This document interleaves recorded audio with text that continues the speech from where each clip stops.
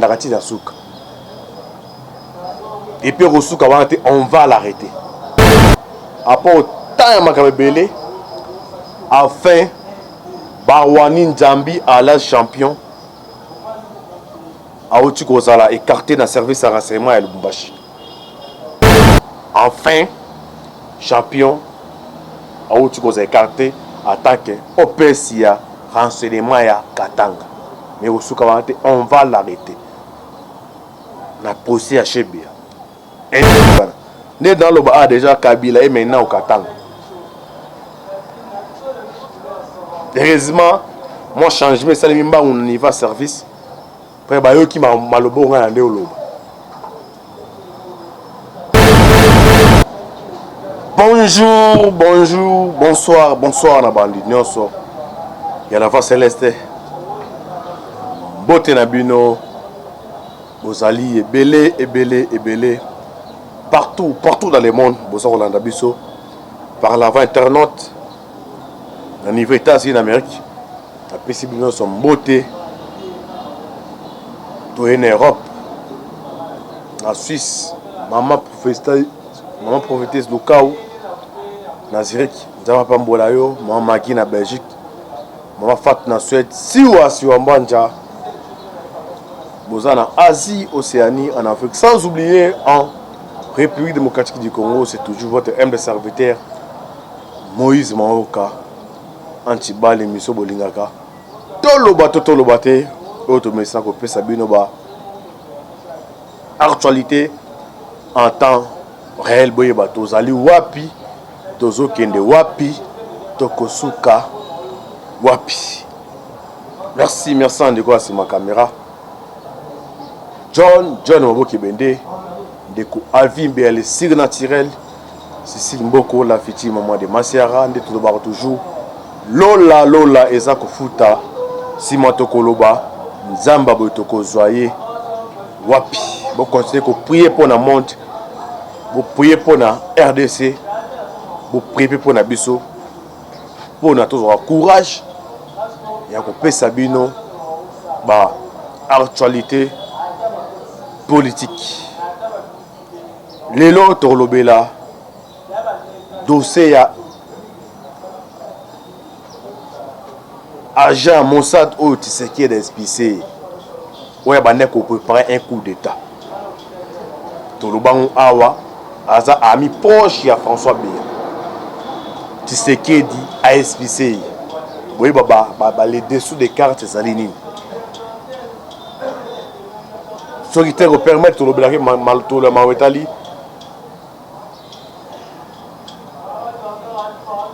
Il y a réconciliation à Bakatangi. Suite est fait. Avant d'abord, Toko Tana vive. Il y a ces jeunes abisso.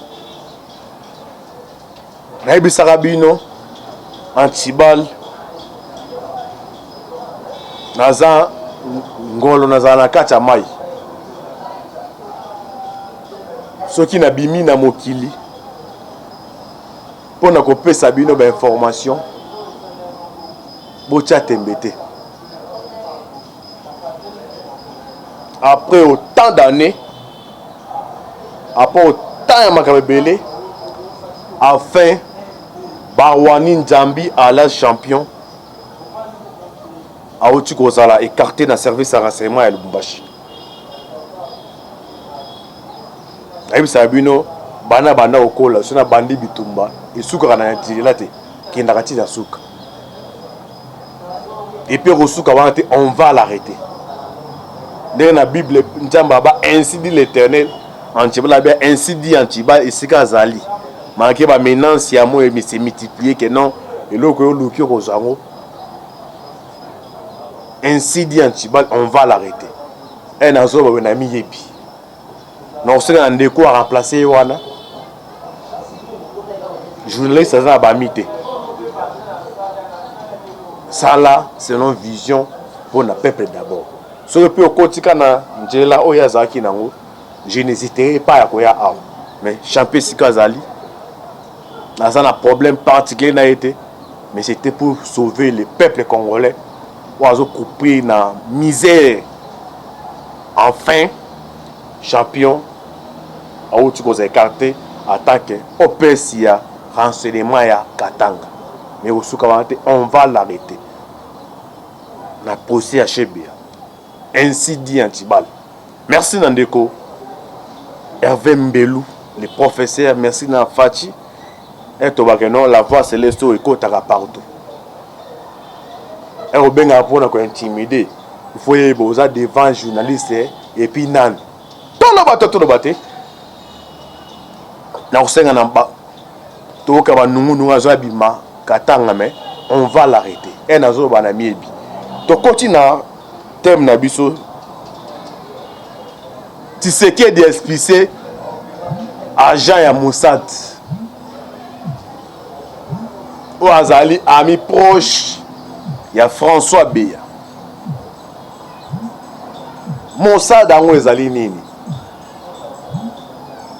na monde ba service ya renseignement eza puissant na monde toza na Mossad na ba CIA Kabila tinde bomona ume na pouvoir wana service bando ko aider mingi ezaki toujours Mossad. Alors agent na Mossad aye awa 3 fois sans RDC baïba sans ba service ba aye awa boke ba nungu dernière fois awa ou ya coup d'état Tshisekedi disko yemoko a expulsé bande ko ba se poser ba question baïba bazo ba coup d'état to mona ngote na kati ya mboka eza na formation si ekosi ti mukile okufaka ebi marate ka bato baza censé ya koyeba onde ba gérer kango les informations te que non biloke kitine na ki na landa mutu mona watale o ba c'est François Bersani non nous eza babilo eza pour la sécurité à l'état ils ont géré jusqu'à à mon cause en kati ya laboratoire donc ozwa crête information des efforts ba information d'état un agent bongo a eu 3 fois 5 service en place baïb bozo mona mais en côté dossier ba Katanga wana né dans le bas déjà Kabila et maintenant au Katanga heureusement moi changement ça limba on niveau service après ba yo ki malobo ngana ndé oloba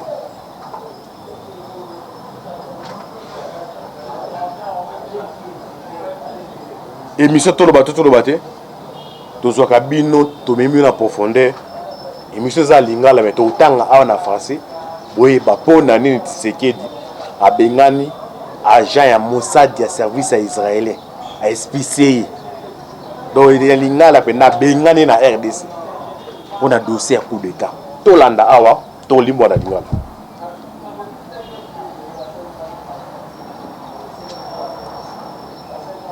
OK.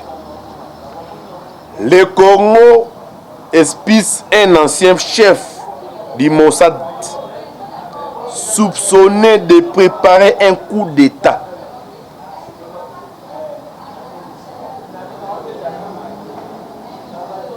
Mossad o azaki ni mon un an assez nan a coopérer na ba François Béana ba Kabila aye à 3 fois mission les ayi pour na préparer coup d'état contre Tshisekedi bandeko bolanda makambo malamu. Le Congo ou la République démocratique du Congo expulse un ancien chef du Mossad soupçonné de préparer un coup d'état.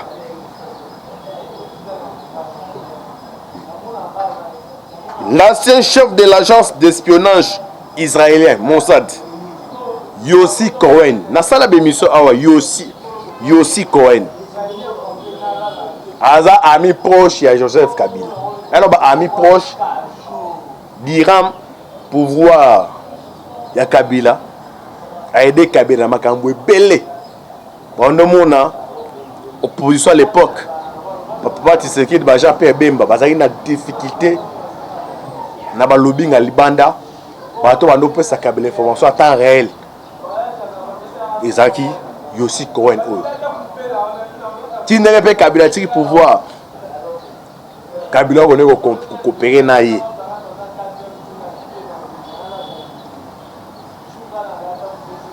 on a 5 ans mingi na bandeko bazana ba service biso to pesa bino ba bei pour l'intérêt te pe ngai ba futa ngai te mais bino ni ba futa bino pour na ko sécuriser nguna kota na Congo te ceux qui ont dénoncé bilo kaboué au monde a un musto za ba réserve mais mon qui auto dénoncaka et permettre bino pe ndenge botanga ke la ce muta pesa information to megato vérifier yango pour na sécurité ya mboka na mboka sala ba futaka. L'ancien chef de l'agence d'espionnage israélienne, Mossad, Yossi Cohen, a été expulsé de la République démocratique du Congo en 2019, après avoir été soupçonné de planifier un coup d'État contre le président du pays, a révélé Haaretz mardi. Les détails de cette visite ont été couverts par la censure militaire en Israël jusqu'à présent. Donc, on a censure militaire en Israël. Mais les loyaux arrêtent. Ils appellent journal que ils sont puissants. Et après, c'est écrit, ils ont dit, ça y est, c'est une révélation. À travers le temps, et on peut savoir ce qu'on a idée. Donc, on comprend des points dans Nini, François Béazan, il va prison à Makala.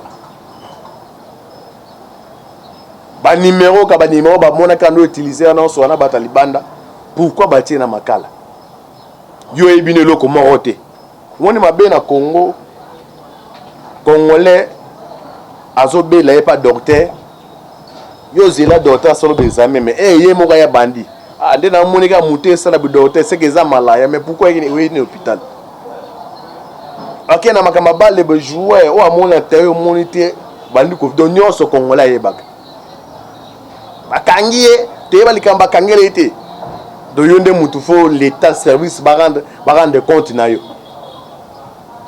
tala après 2019 mais tande ba secret bimi mais à l'époque na yebisaka bino naka moko so yebimi likambute yo na yebisa no même mettre pour ana bande kwa diaspora pe la ba agitateur liboso na makamitale ba information politique ezaka ba diaspora na ndenga mabete donc so avec les likambo Oulay azela que non, tous la voix céleste émission et côté to landa, abani ma ko s'agiter. Yango ce que mi se rebelle bana miki.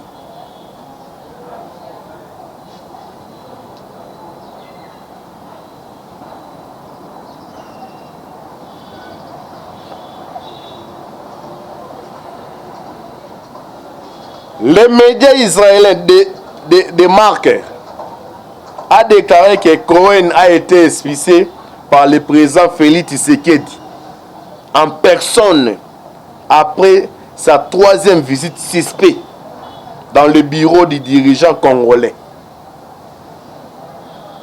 Aye 3 fois. Bitazoye la Tshisekedi a Zaroyebate.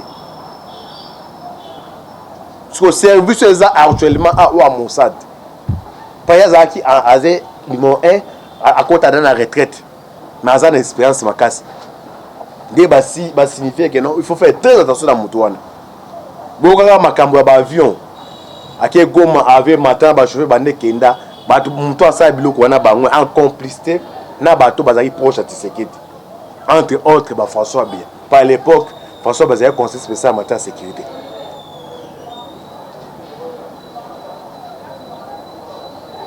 Donc ba expliquer que non sous do bakuta na tiré ba so labu Tshisekedi babi selon ba révélation et pesa mina service wabi fait ça être très fâché tala mutaye 3 fois aoko taper oya. Mais na ngwana episode ndolo ba awa ebele ba benga batu ba jaloux.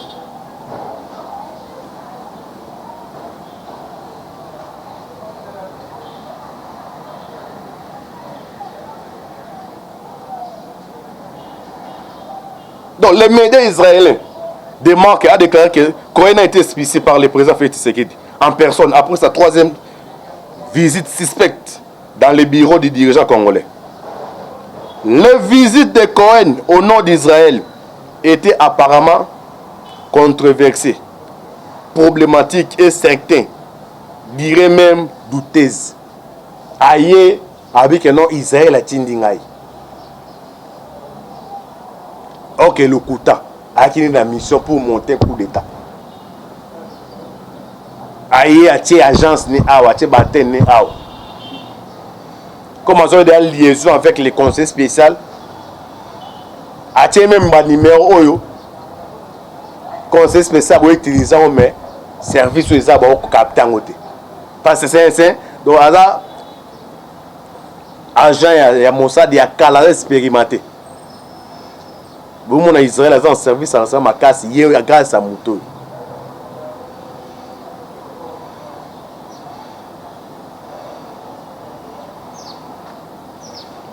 Des visites de Cohen ont été exposées par Bloomberg. En première instance, il a déclaré qu'il était accompagné du milliardaire juif Dan Getler. Est-ce que vous comprenez les liaisons, Zalaki? Dan Getler, Azaneti, Aza oligarque. Oligarque na linga la pena donc mutu moko ya bato ba bae des fois bato ya mbongo baza niveau Israël. Ozo au moins irisé ba c'est ba pe ça ba sanction ba luka tous les ba opérateurs ko de bato ya mbongo ya Russie ba benga na bango. Les oligarques na mboka baza la bato baza ba influent. Siko nani o get là aza oligarque na niveau ya Israël. Siko ami proche ya Kabila. Kino mona ba 2011 ba 2018 Kabila no PC ba joua et ça la prolonger monta banda au permettre lobbying ne PC à niveau états Dan Getler comme c'est un oligarque dans niveau Israël il ne monta au PC Benjamin Netanyahu parce que entre l'Israël et les États-Unis mais ainsi il y a un leki États-Unis au Israël makas yo moni Kabila zaki informé à temps réel banda au pousser na ba pouvoir à travers amitié entre Kabila et Getler de yango aussi Cohen oyo ko azali mon un Mossad ba kwando collaborer na Kabila. Kabila ne omona azaki président wana azali na information en temps réel. Bon mon on se même sans babo kekende. Bino bon ba opposant ba se kaya zo ki non azali na information nyos à travers Getler na Cohen oyo. O opposant que à cause ça lobbying mo pour na ko déstabiliser. Au monde ka vaya aba kangi na aéroport. Kabila azaki informé.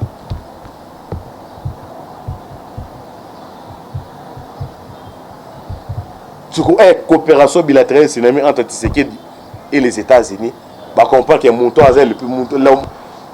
le plus dangereux. Les Américains, Getler. Getler a montré qu'il y a un intérêt comme Kozala controversé à Zuki aussi Cohen. À l'époque, il y avait que non, Tshisekedi a eu pouvoir Sika, a maîtrisé la sécurité.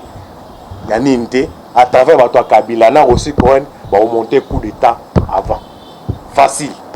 Aïe na mutuana awa 3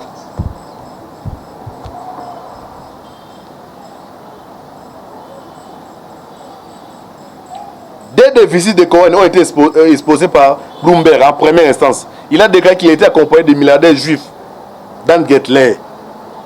Aïe abino Israël mtati ningai mais mutaye naïe Dan Getler. Getler est un milliardaire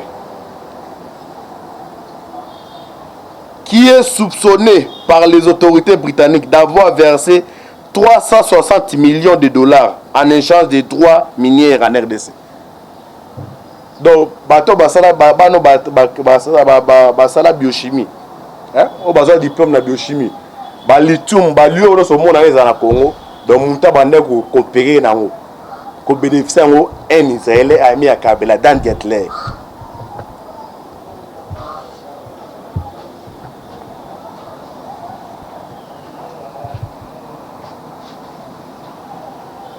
Ou même Grande-Bretagne va fonder que non, a gagné plus de 360 millions. Mieux vaut un Congolais, à ta mafia, a gagné mbongo ya boy. Au cas où il y a un bout là, mais un Israélien. A ça va intérêt à avoir. Dans un mbongo qui est de kuna.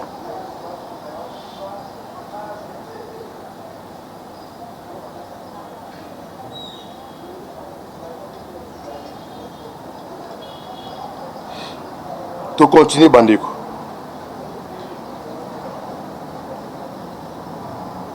Des visites de Cohen ont été exposées par Bloomberg. En première instance, il a déclaré qu'il était accompagné du milliardaire juif Dan Gettler, qui est soupçonné par les autorités britanniques d'avoir versé 360 millions de dollars en échange des droits miniers en RDC. Les autorités américaines et suisses soupçonnent Gettler de crimes similaires, mais Cohen a œuvré pour que l'administration américaine retire les sanctions qu'elle avait imposées à Gettler fin 2017. Les sanctions ont été retirées dans les dernières minutes de la présence de Donald Trump. Le monde est lié Salim. Aussi Cohen, Mossad a coopéré à SIA. Donc il y a deux services, il y a un renseignement puissant au niveau du monde. Alors numéro 1, il y a Mossad des Aki Cohen. Et à Monique non, puis petit et puis Amine Gettler. États-Unis va sanctionner avant Trump à Longwa. Vous voyez que non, États-Unis a retiré la sanction. Nous avons joué un rôle de Cohen pour l'intérêt de Bandeko Bolan.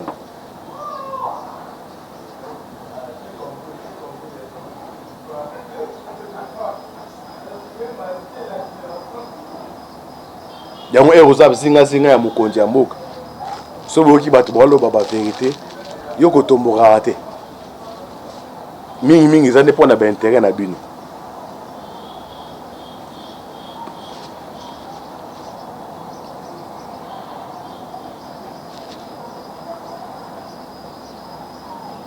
Selon Bloomberg, Cohen n'a été invité pour aucune de ses visites. Et Tshisekedi était toujours surpris par sa présence. Ofani nanda kunayo. Obenyi maman l'a quitté. Obenyi camarade mon automonica pour aïe. Oh. Mais oui, bon insulté. Occupé. Je me suis fait ka aïe. Do azo yaka OK. Ndako non ndenge créer lango. Pas mutaya force à l'inviter. Et c'est na fête. Ou ça c'est fait tu as invitation. Et Moutouma a la fête sans l'inviter. 3 fois. Après 3e fois, il s'est passé par des Bolanda.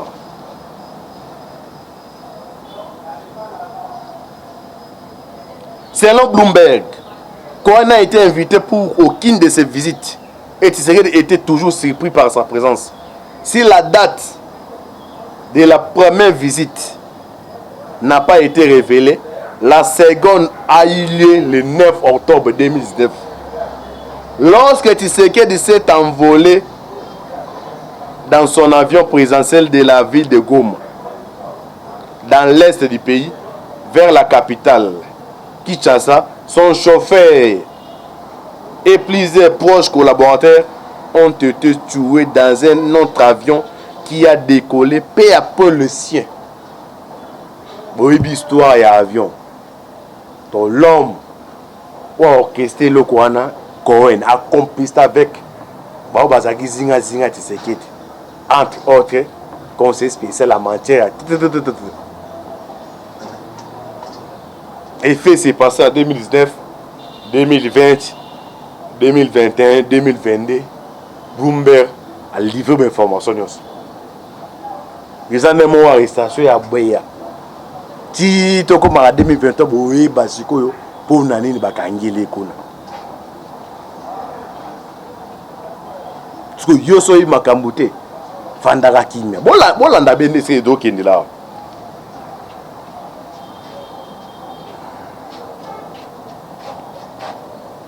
Cohen a demandé à Tshisekedi Si c'était pour conseiller l'ancien président Joseph Kabila sur une question d'intérêt pour Israël, Kabila, qui est considéré comme proche de Gettler, de qui il aurait reçu un pot de vin, entretenait à l'époque une relation politique compliquée avec Tshisekedi.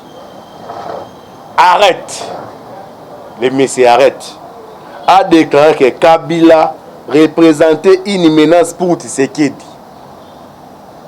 Donc arrête, toujours un Israélien. Et quand on a vu ça, c'est que non, moni, on a ça, Jean, ya Kala, ya Mossad, mon dengi Kabila Zana, bah mais bako sortir, bah bako sortir. Il faut beaux années parce que ce beaux années bien de pouvoir non faire ça la manine. Mon corps a mon salabi que non, il y a zoko ça. T'as la relation solingi, boué. Makambo c'est belé wana. Bumona bandi les bandi non tike des assués. Bandi ko wa IDPS ba fils ko ba lo ba non eza mange mon boy. Donc mon ba c'est wana nanu. Et après ni ne s'est passé bandi ko bolanda. Arrête. Et ça comme boya mutu. Mais c'est arrête. Adré Kabila représentait une menace pour Tshisekedi. Le premier président à prendre ses fonctions après environ un quart de siècle pendant lequel le Congo était dirigé par Kabila, ou son père, Laurent Désiré Kabila. Quelques semaines après la deuxième visite, Cohen a effectué son troisième voyage à Mbala Liboso. Ndenge yude sa yanga na Yesu et simbité 2 heures pour la troisième fois ndesikoawa. Yango sota ba biloka bo moko na opesa bande ko musu baza ba chrétien raison que non. Tshisekedi mo nzambe mutu mote na ba nzambe mutu a protéger. Imaginez-vous un agent pas à expérimenter net yebo 3 fois à atteindre objectif na été. Et bon peut se renseignement israélien d'espionnage. Mais en RDC autoza toza l'échec. Non, bah, l'échec à renseignement, il a venu awa. Il est venu plus de 3 fois. Mais ils ont aussi mbatté. Est-ce que service à l'époque, ils ont dit puissant, mais grâce à Ntam. Tout continue dans les beaux lands de la révélation. Vous attendez qu'on révise, autant la peine vidéo et monsieur pour comprendre pourquoi François Béazan en prison. Donc, quelques semaines après la deuxième visite, Cohen a effectué son troisième voyage au Congo et a tenu une réunion imprévue avec Tshisekedi.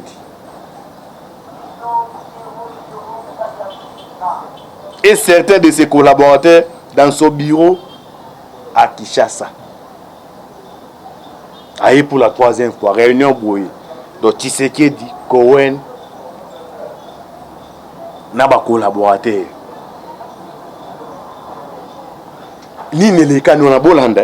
Quelques semaines après la deuxième visite, Cohen a effectué son troisième voyage au Congo et a tenu une réunion imprévue. Musée rencontre un autre jour à Bétaré Chikumbuji. Ils avaient rencontré moins imprévu. Ils avaient prévu que tu aies Yambaye. Babilo était un collaborateur. Non, moi, au Kenya, Babilo, si on va collaborer, c'est compliqué. Quand on va rater, ma cambrose bien à ma service.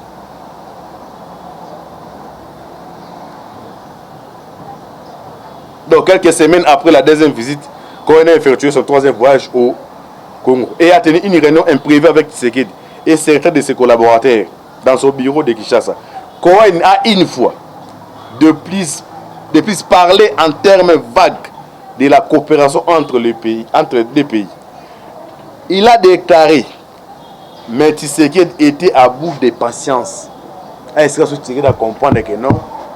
Dès le troisième jour ressuscité, il se comprendre que non, Mouto c'est un agent. Tshisekedi a sali une bande de Kobolan. Arrête, mais c'est arrête. Ou à Zappa agent a rapporté qu'à un moment donné, Tshisekedi a demandé à son personnel de quitter la place. Est-ce que une bande de Kobolan comprend que un agent Aïe première fois. Aïe deuxième fois. Aïe troisième fois. Bafa na kati ya bureau. Na ba collaborateur. Tiseka singa ba collaborateur ba bimba tika li bango mbalebo.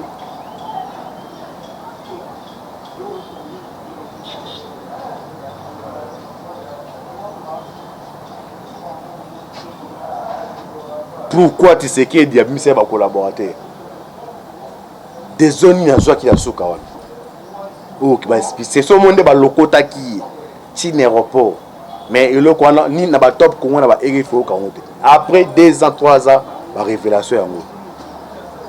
Moi ndo komo atuni antibal on balé et c'est pas ça qui ndengeni.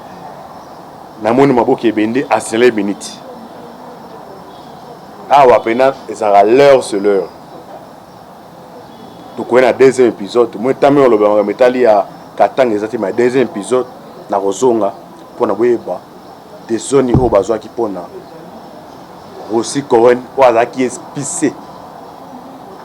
Voyez kutu nani muibe kutu wa iba ke zarabie.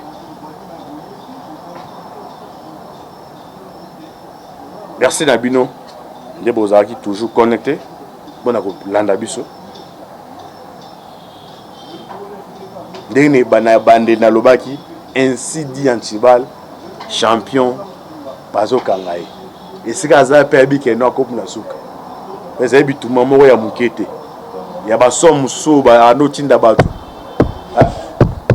Pour me corrompre mais Antibal on ba ato be lance roquette de ndaka. Si dans une conviction mon be aller quoi vérité dans la charpiste. Bon s'abonner massivement. La deuxième épisode en zone là, n'a pris sa suite fait entre Cohen na Tshisekedi et Batira qui na kati ya bureau. Vous continuez à prier ma casse pour la biso. Vous priez pour la RDC. Merci à Noël ma caméra. John Maboke Bende. C'était toujours votre humble serviteur Moïse Maoka Antibal. Affaire à suivre. À la prochaine. Ciao.